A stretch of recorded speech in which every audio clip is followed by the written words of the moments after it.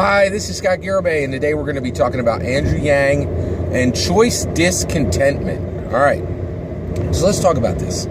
So what I'm talking about today is what should Andrew Yang do for people who are discontent by choice? How should he listen to them? And what should he do for them specifically when he is president? So what I'm talking about today is choice discontentment processed in year 1, 265, okay? So for this video, what we're going to be talking about is so it's it's January 20th, 2021. Andrew Yang has won the primary. He's won the presidency, right? The first 100 days of his term are over, okay?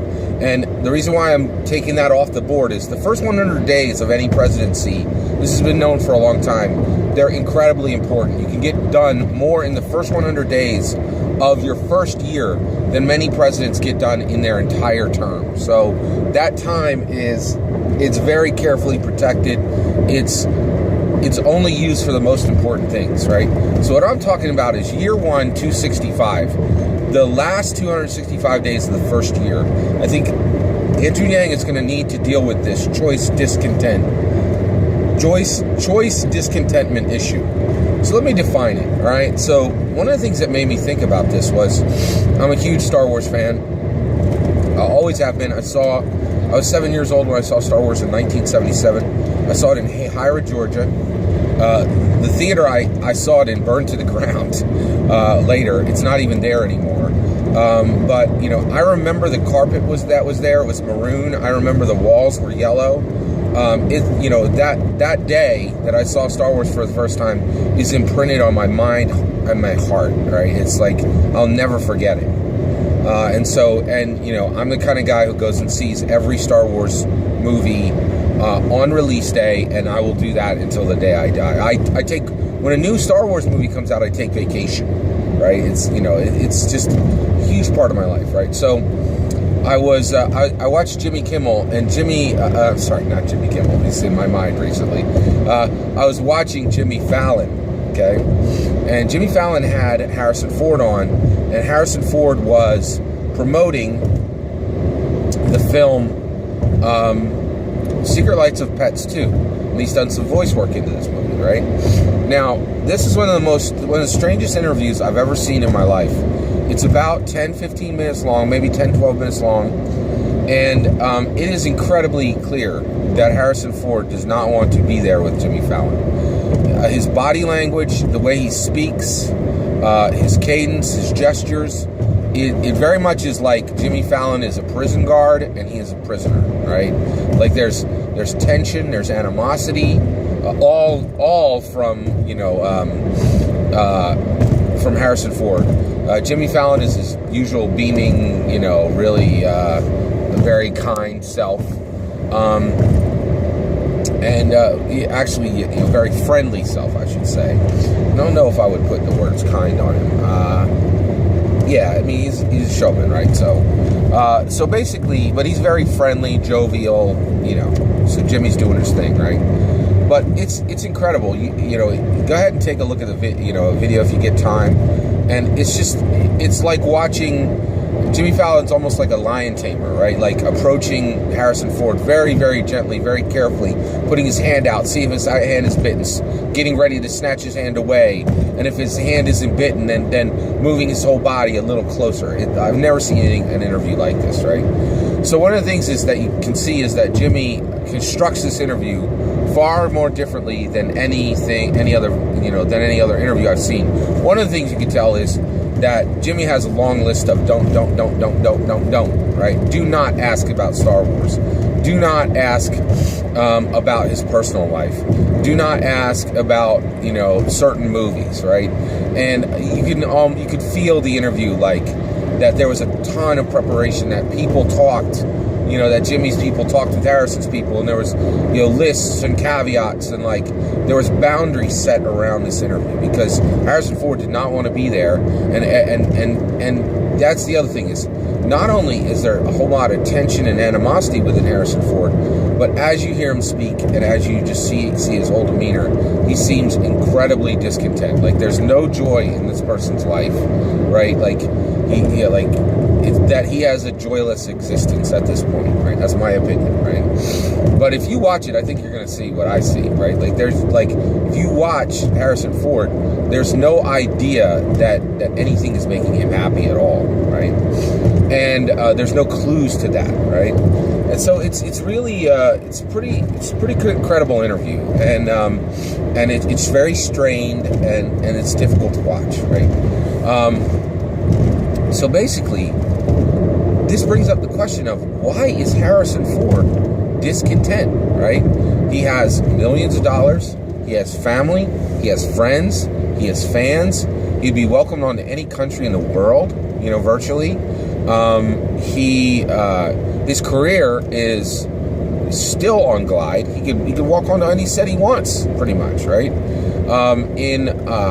And his accomplishments are darn near peerless, right? He's had incredible success, right? And so with a career that arguably not 1 in a million people will ever see, with more money than even 1 in a million people will ever have, and lacking nothing, politically, socially, or culturally, he is discontent, right? So it is my opinion that Harrison Ford is the absolute perfect example of choice discontent, choosing to be discontent, saying, hey, I got a million things that are, clearly anybody would want these things, but there's something that I want. There's some situation that I'm not happy with, and I'm going to focus on that, right? That is my focus now, right? And that's a really super clear choice for discontentment, right? So what does that mean for politics? What does that mean for Andrew Yang? What does that mean for an Andrew Yang presidency, right? Well, I think it's really important, right? It's important that we have to acknowledge that there are going to be people who are choice discontent. They are discontent by choice. The discontentment is a cape they put on, right? Similar like brooding, right? There are people who brood and they put this on, and there are other people who are attracted to brooding, right? Like, it's one of these things where you're like, why would anybody choose to be this way? But in some ways, there's definitely benefits, right? When people are choosing to be discontent, right, it allows them to complain on the regular, right? There's joy for some. There's not joy. There's that's something some people want, right? And there's also this idea, I think, that the person thinks they deserve more than they have, right? And I think some people want to be in that stance, right? Saying, the world is mine, right? And I don't have the whole world yet. So these 4 continents aren't enough. You know what I mean? And so, and I think it's really important for Andrew Yang to acknowledge this choice discontent. And the reason why is, I think that Harrison Ford is not unique, not even remotely unique.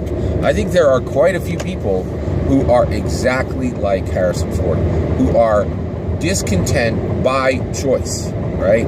And this is important because basically Andrew Yang, he's got to listen to every American, right? He can't listen to every American individually, but he has to see a snapshot of the nation. He has to understand, okay, he has to grasp, this is, this is America, right? And be able to see all the different classes, all the different lineages, right? All the different genders, right? All these, different aspects of America, right?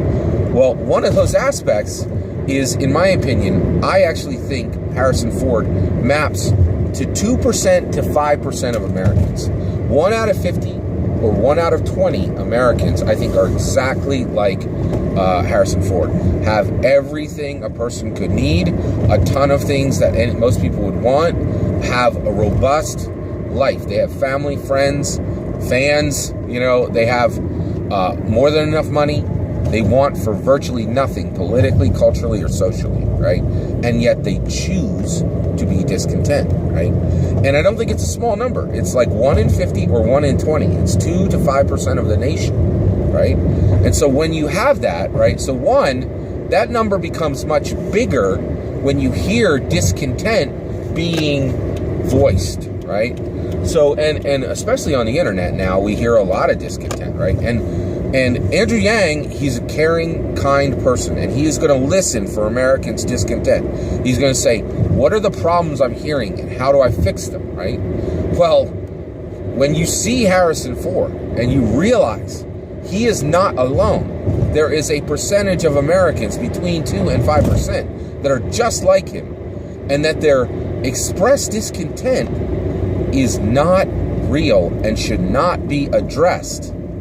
That is a heavy, heavy burden for a president to carry, right? But they need to carry it, right? Why would Andrew Yang need to carry recognizing choice discontent? Well, the reality is, when he is president, he will only have so many resources. He's only going to have so much room to aid X a number of people, right? Some are going to get, some are going to get nothing. Right? Some are going to get, some are going to lack when it comes to aid, when it comes to resources, when it comes to shine, when it comes to attention, right? When it comes to the things this nation can give its people, right? When that happens, he's got to be able to parse choice content from real discontent, right? From forced discontent, from situational discontent, right? And I think there's going to be people like Harrison Ford where there's absolutely nothing you can do for them and nothing that should be done for them, right? There's no way to, who can help Harrison Ford, right? He has enough resources to address virtually any problem he has, right? And he is at this point of discontent because he is choosing discontent, right? And so when 10 or 20 or 33% of Americans are complaining, right, are discontent and are voicing that discontent, how do you parse out the 2 to 5% that's not real, that do not deserve any of the resources that are being given, right? Now, the reality is I don't yet have that answer. I really don't. I only really thought of this question when I saw Harrison Ford, right?